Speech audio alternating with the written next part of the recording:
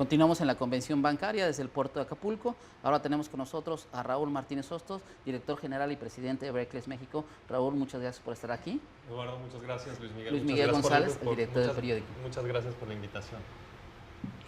¿Cuál es la agenda para las oficinas de bancos internacionales en México en esta convención y en general en el próximo sexenio?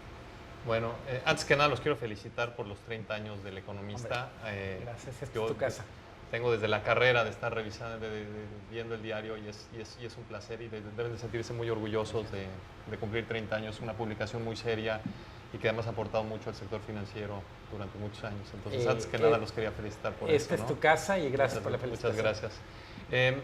Yo creo que ha ido evolucionando un poco la agenda de nuestros bancos porque ha ido evolucionando la composición del grupo de bancos. Hace algunos años, cuando llegué a encabezar el esfuerzo de Barclays, éramos 7 bancos en el grupo D. Hoy somos 14. 14 de los 50 bancos. Entonces sí representamos una parte muy importante, el 28% del gremio, que habla mucho del enfoque y del interés que tienen los inversionistas y de manera particular las casas matrices de muchos de nuestras instituciones en México y en el futuro que representa el sector financiero mexicano. Entonces, lo que tratamos de hacer y la tarea que me tocará encabezar a partir del día de mañana como vicepresidente de nuestro grupo es buscar una agenda común y de manera particular atender los temas de cada institución. Somos un grupo grande dentro de lo que cabe, pero también suficientemente chico para poder tener el tiempo y revisar la agenda de muchos de ellos. Yo dividiría nuestro grupo como en 3 grandes bloques. Los bancos de inversión tradicionales, como es Barclays, JP Morgan, Credit Suisse, Bank of America y Deutsche Bank, que sigue teniendo licencia en México. Luego los bancos asiáticos. Tenemos 2 bancos japoneses, 2 bancos chinos, 2 bancos coreanos. Y luego tenemos otros 3 instituciones representadas en nuestro grupo, American Express, S3 y la parte de banca de inversión de Afirme. Afirme tiene dos licencias de bancos. Entonces, si te puedes dar cuenta, habrá algunos temas, por ejemplo, de mercados que son muy importantes para los bancos de inversión tradicionales. Habrá otros temas de banca comercial o inclusive de banca de fomento a la exportación, como puede ser los bancos asiáticos, que definitivamente son un puente precisamente para la inversión de estos países hacia México. Y luego habrá temas muy particulares de algunos de los otros bancos. Entonces, yo creo que tomaré muchos de los temas que Emilio Romano, a quien yo reemplazo, que hizo una extraordinaria labor al frente de nuestro grupo durante los últimos años en posicionar nuestros temas, pero también tocaré algunos temas muy puntuales de los bancos que forman parte del grupo. Ahora, el reto y lo que a mí me entusiasma muchísimo de esta nueva etapa es que estamos entrando con un nuevo gobierno y con un gobierno que tiene una tarea y una agenda muy clara que irá trazando en los siguientes meses y poder trabajar, escuchar cuáles son sus prioridades y de manera coordinada, pues ver de qué manera, cómo nuestra agenda del grupo y luego ya de la Asociación de Bancos de México puede ir de la mano. Entonces, sin duda, Luis Niño, Carlos Rojo, Ernesto Torres Cantú, Enrique Zorrilla, Julio Carranza y yo vamos a tratar dentro del Consejo Directivo trabajar con las autoridades y poder apoyar de la mejor manera posible al gobierno y a las autoridades financieras. Uno piensa en varios vectores. Uno es inclusión financiera, otro es digitalización. Por supuesto está ciberseguridad. ¿Dónde sientes que Barclays y en particular tú puedas poder aportar más? Pues mira, yo creo que tú tocaste 2 temas bien importantes que para mí están muy conectados, inclusión financiera y digitalización, ¿no? Creo que uno de los grandes mensajes que yo creo que debe salir de esta convención es la importancia de la digitalización para poder llegar a los grandes retos que tenemos de llegar al último rincón del país. Se ha avanzado mucho en los últimos años, pero también ahorita más del 20% de los municipios en México no tienen acceso a los servicios financieros. Es una gran tarea que tenemos que hacer. Es inaceptable que un país como el nuestro todavía tenga esos rezagos. la digitalización nos va a permitir llegar y llegar muy rápido. Cosas que hace 5, 10, 15 años se veían imposibles porque pues, la única forma de poder llegar era poner una sucursal y realmente era muy, muy difícil hacerlo. Ahorita creo que la digitalización trae un buen camino y un buen paso. La parte de ciberseguridad es un tema fundamental en el que todos los bancos estamos metidos, estamos trabajando muy de la mano con las autoridades financieras, de manera particular con el banco a través de las nuevas iniciativas del SPEI. Pero nosotros como instituciones tenemos mucho que traer a la mesa porque realmente los problemas y los retos que tenemos en México no son exclusivos a nuestro país, son de todo el mundo. Y nosotros traemos una película pues, muy completa a lo largo y ancho del planeta, de tener oficinas en diferentes países, de haber vivido situaciones parecidas. Y yo creo que ese va a ser una de las partes bien importantes de nuestra tarea como grupo dentro de la ABM y con la autoridad. Cuando dices, Raúl, haber vivido situaciones parecidas, ¿a qué país te recuerda a México en el punto en el que está, con los retos que tiene? Es difícil poderlo decir, me encantaría poderte dar un ejemplo, pero creo que hay diferentes países es que cada país tiene sus propios retos, ¿no? Pero yo creo que algunos países asiáticos que han avanzado muchísimo, Corea es un país que ha tenido una penetración financiera de manera muy importante en las últimas décadas. Yo creo que los países europeos son un gran ejemplo de cómo lo fueron creciendo, lo fueron incrementando, pero cada geografía es distinta. Lo que sí te puedo decir es que hay grandes enseñanzas y grandes hechos estilizados en temas de digitalizar, en temas de poder llegar a poblaciones remotas. Mismo algunos países en América Latina, Brasil es un muy buen ejemplo de una economía que tiene también muchas zonas muy alejadas a las zonas urbanas y que con el tiempo se ha podido llegar. Entonces, yo te diría, cada país tiene sus retos particulares, pero también hay grandes enseñanzas que puede darnos la arquitectura financiera internacional, incluyendo los grandes países. El tema de ciberseguridad, Estados Unidos, o las economías más desarrolladas, pues, han tenido grandes regulaciones y grandes iniciativas para poder atender esos rezagos.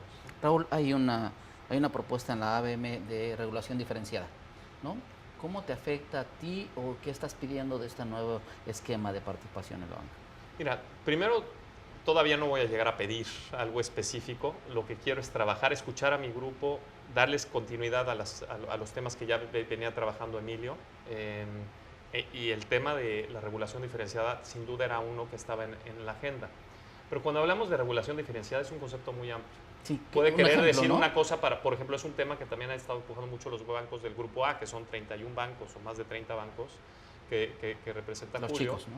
Sí, los bancos chicos, ellos también hablan de un tema de regulación diferenciada que es completamente diferente al que hablamos nosotros en el Grupo D. Entonces, creo que hay algunas... hay que entender que hace 20 años aquí eran unos cuantos bancos, ahorita somos 50 y la regulación, si bien ha avanzado, pues también se ha quedado atrás en algunas otras cosas. Lo que nosotros pedimos es que encontremos la forma en que la regulación se adecue al modelo de negocios de los bancos y no que los bancos se adecúen a la regulación general. O sea, no debe ser tú tratado igual que un banco que atiende al crédito al consumo. Pues, y además creo que ganamos los bancos y gana la autoridad, porque una autoridad que esté regulando un banco que no capta y que esté haciendo cuestionarios y supervisiones en temas que nada más aparecen en ceros, pues creo que en esa parte podemos, yo creo que ganar mucho, ¿no? Pero creo que un tema bien importante es no descuidar a la hora de estar atendiendo la regulación diferenciada, descuidar temas puntuales y de especial importancia para bancos como nosotros, como es el tema del lavado de dinero, como el tema de seguridad.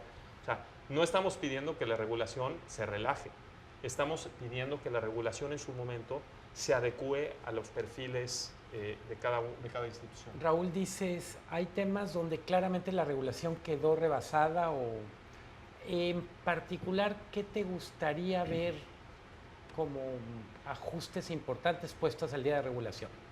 Pues es difícil ahorita poderlo decir, Luis Miguel. Lo que sí te digo es, como todo, ¿no? Yo creo que se tiene que hacer un diagnóstico claro. Hay trabajo que se ha hecho y en función de eso poder determinar cómo se puede adecuar la regulación.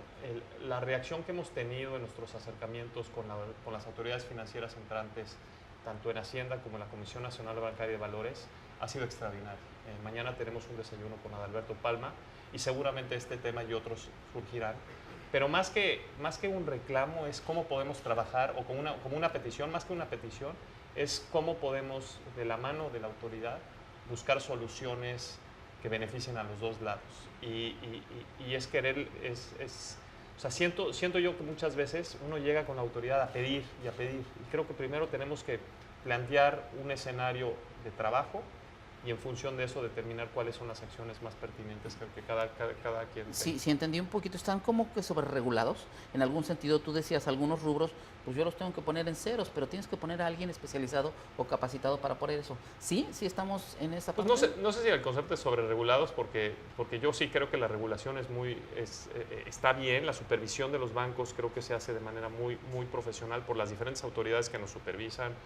La Comisión Nacional de Banca de Valores, el Banco de México, el IPAB, pero creo que hay espacio para poder hacerlo más eficiente. Y yo creo que al final es una tarea pues, que no se hace de una sola vez, se hace en el tiempo y se tiene que ir adecuando. Y yo creo que es un tema que, como tú bien comentas, Eduardo, ha surgido por todo el gremio y yo creo que no hay ninguna resistencia.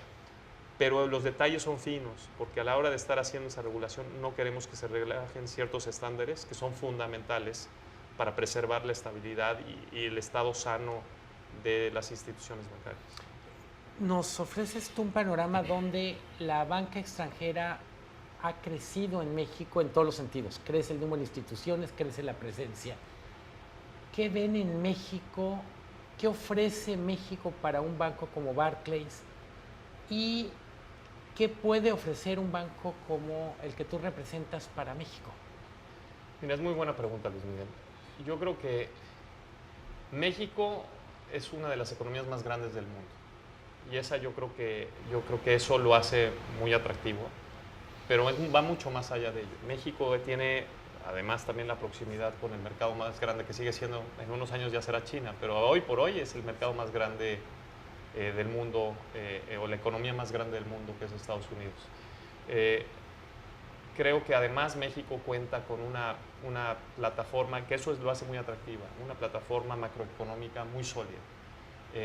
Lo decía Jess Staley, el director general de Barclays, que estuvo aquí hace un par de semanas, me decía, ¿qué darían países desarrollados por estar entrando un gobierno nuevo que manda al Congreso un presupuesto sumamente responsable, que está pidiendo un superávit primario, con deuda por debajo del 50%, con una inflación y una política monetaria bien sustentada y con un Banco de México autónomo y ratificado por el nuevo gobierno? Pues esas son realmente variables que son muy interesantes para poder empezar y poder decir, bueno, México puede ser muy atractivo. Pero el espacio que presenta nuestro país, los retos que tenemos en materia de infraestructura, en materia de telecomunicaciones, en el campo, las oportunidades que tiene nuestro país, teniendo esa estabilidad macroeconómica y ese nivel de desarrollo, pues creo que los posiciona de una forma muy diferente a otras economías que ya están o muy avanzadas o tienen ciertos retos, o tienen ciertas restricciones. México sin duda tiene muchos retos, muchísimos, ¿no? En materia de seguridad, en materia de ataque a corrupción, transparencia, y creo que la narrativa de este gobierno ha sido atender esos puntos. Entonces, creo que también, pues obviamente que el que se puedan cumplir las reglas del juego, ¿no? Un poder judicial autónomo, independiente, que las leyes funcionen, pues creo que son retos, pero toda la combinación le da un espacio, grandes oportunidades para los bancos como nosotros. ¿Qué está cambiando en tu plan de negocios para 19-24? Pues, mira, yo creo que los planes de negocios tienen que cambiar continuamente, ¿no? La nueva administración, pues son nuevas reglas del juego. Y eso no necesariamente es malo. Yo creo que hay una resistencia de muchos, menos en nuestro gremio, pero muchos en el sector empresarial, a aceptar ese cambio, ¿no? Y hay algunas cosas que de repente van a desconcertar y otras, pero es que es un nuevo juego. Entonces, adecuar el modelo de negocios a esa nueva realidad es bien importante. Aquel que esté un paso adelante es el que yo creo que va a tener mayores oportunidades. Y lo que nosotros hemos tratado de hacer es, siempre hemos estado cerca del gobierno, siempre hemos estado cerca de nuestros clientes, pero hoy más que nunca. Y el diálogo que Barclays ha tenido con el gobierno federal desde el principio ha sido continuo, ha sido ver cómo los podemos ayudar. Nosotros hicimos la primera transacción en los mercados internacionales para el gobierno mexicano. En enero de este año hicimos la primera colocación por $2,000 millones para el gobierno federal, una operación que fue sumamente exitosa, 5 veces sobresuscrita. Se apretó la tasa de interés sobre el nivel inicial. Una transacción que sí mandó una señal de que había mucho ruido, México, México, México, pero pues realmente los inversionistas al final ven ese compromiso, ven ese atractivo, y entonces ese tipo de situaciones, y a partir de ahí pues buscar otros espacios. Tiene muchos proyectos el gobierno federal sobre la mesa, pues nosotros trabajaremos con ellos para tratar de hacer esas transacciones bancables y detonar más inversión. ¿Ves un país con mucha necesidad de infraestructura, mucha necesidad de inversión, y tú eres un banco de inversión? Pues parecería excelente el escenario, ¿no? Y además, ¿qué vas a hacer? Y déjame decirte una cosa, y eso sí lo escuché en la reunión que tuvimos con el señor presidente hace un par de semanas, cuando vino Jess Staley. Él realmente quiere atender los temas de corrupción, transparencia, pero también sabe perfectamente que el gobierno solo no puede. El sector público necesita la iniciativa privada, y no solo la iniciativa privada nacional. Habrá algunas fortalezas de que tienen las grandes empresas mexicanas, pero tenemos que traer el abanico de oportunidades, no solo el capital en sí, sino la tecnología, y el conocimiento que tienen una serie de empresas que están interesadas en hacer cosas en México, y que yo creo que con el tiempo se va a disipar esa duda de que si México está abierto a la inversión. O sea, yo sí les digo, nos quedó muy claro que un banco como Barclays puede ser un gran puente, como tú dices, Eduardo, para traer esa inversión a México y poder trabajar de la mano en este número de proyectos que se han delineado y los que irán surgiendo en el curso de los siguientes años. Decías, hubo una colocación de deuda en enero. ¿Qué esperas en 2019? ¿Qué más cosas estás trabajando con el gobierno o con sector privado? Pues mira, la colocación lo que hizo fue interesante, porque el año pasado, después de las elecciones, prácticamente se cerraron los mercados internacionales de deuda para emisores mexicanos, sobre todo para los corporativos. Y el mercado estaba esperando una transacción del gobierno federal como para abrir la puerta a otros emisores. 2 o 3 semanas después, hicimos una colocación para Crédito Real, una microfinanciera, que fue una colocación muy exitosa, y pues ya una historia, además una microfinanciera que también tiene un modelo de negocios que depende también de lo que esté pasando y de la política gubernamental y financiera, y fue muy bien recibida. Entonces nosotros lo que tratamos de hacer es, ya una vez, y el mercado sigue siendo atractivo con el anuncio de la Reserva Federal de que van a mantener las tasas abajo, pues también se abre el espacio para hacer más emisiones y que nuestros clientes, tanto gubernamentales como corporativos, tengan acceso a ese mercado, puedan hacer cumplir con sus necesidades y sus planes, detonar más inversión, hacer su refinanciamiento de la deuda que vence en los siguientes años, y por otra parte también cubrir sus riesgos. Pero también un punto importante es por el lado de los inversionistas mexicanos, ¿no? Se habla mucho de los grandes emisores, pero también de los inversionistas. Y claramente ha habido, y el gobierno ha delineado algunos cambios en la parte de regulación, inversión, régimen de inversión de las AFORES. Creo que se abre un espacio también para poder hacer más cosas con ellos. Creo que es un sector que está hasta arriba del foco de atención de este gobierno, y así lo debe de ser, porque las AFORES son el ahorro de nuestro país. Las AFORES representaban, los recursos administrados por las AFORES representaban el 2% del PIB en 2002, 2013, hoy representan cerca del 15%. Y eso va a seguir creciendo, y eso no pasa en muchos países.